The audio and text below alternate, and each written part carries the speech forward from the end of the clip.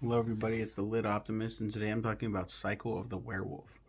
Marty Coleslaw is a 10-year-old wheelchair-bound kid living in Tarker's Mills, Maine. Recently, I butchered that. I really did. Recently, with a fucking holy shit. Recently, someone's been killing people, and the whole town, usually quiet, is terrified, including little Marty.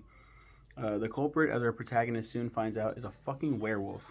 Now, Marty just has to prove it to the adults, and then this whole nightmare can end. What a fantastic novella.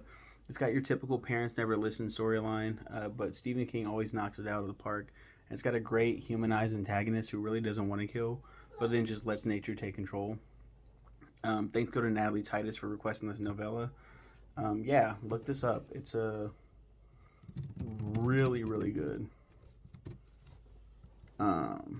Really good. King also wrote the screenplay for its film adaptation, Silver Bullet. It is King's shortest novel to date at 127 pages, which makes it technically a novella. Oh, it's so good. Featuring illustrations by comic book artist Bernie Wrightson. Spoiler alert. Should I spoil this story? Should I talk about what's going on? A 10-year-old, he's a paraplegic too. Did I mention that? Yeah, wheelchair bound kid, yeah.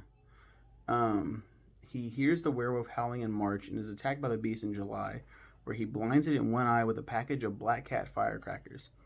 He discovers the identity of the creature to be, spoiler alert, Reverend Lester Lowe in October and kills him with a silver bullet in December. I like how it shows that in the characterization.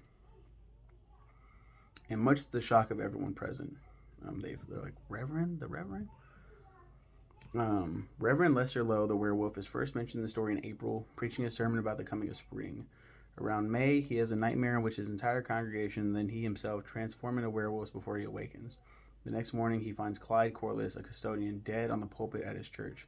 He is seen as a pillar of the community and has been viewed that way for years, coming to call Tarker's Mills home.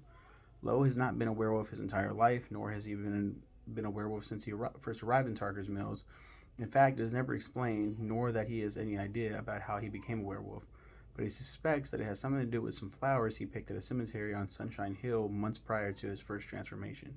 He went to put them in vases at the church vestry, but they turned black and died before he could finish the relatively quick job. He has no reason to pinpoint this event at the beginning of his curse, but he believes that this was the beginning of the events. As the werewolf, he serves as the primary antagonist of the novella. Lowe comes to realize that he is the werewolf after having awakened with fresh blood on his fingernails and, to his horror, mouth. He also discovers his clothes are missing, or sometimes finds scratches and bruises, which appear to have come from running through the woods. The nightmare in May serves as a further omen to his curse, but he doesn't fully realize his curse until July 5th, when he awakens with his left eye blasted out. After Halloween, he began getting anonymous letters from someone who knows his secret, suspecting that it is the person whom he attacked in July and failed to kill, the person who blasted his left eye out. In November, he acknowledges that he is the werewolf and decides that he cannot risk going out in the woods as he could be killed by the group of vigilantes who have taken to the woods that month. To avoid the vigilantes, he travels to Portland, where he coincidentally kills Tarker's Mills resident Milt Sternfuller outside a cheap motel. After returning home, he decides to find out whom he attacked in July and confront that person.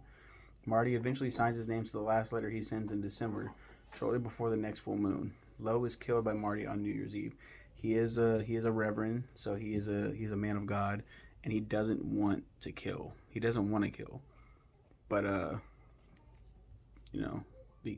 he feels like he's backed into a corner. He has no choice. He makes a choice. I'm going to succumb to my affliction and kill this little boy. And he gets what's coming to him. Fuck you, dude. That's it for now. Again, thanks, Natalie. I love you. I'm going to end this video. I don't have much more recording time, so I'm going to start having to upload a lot more videos.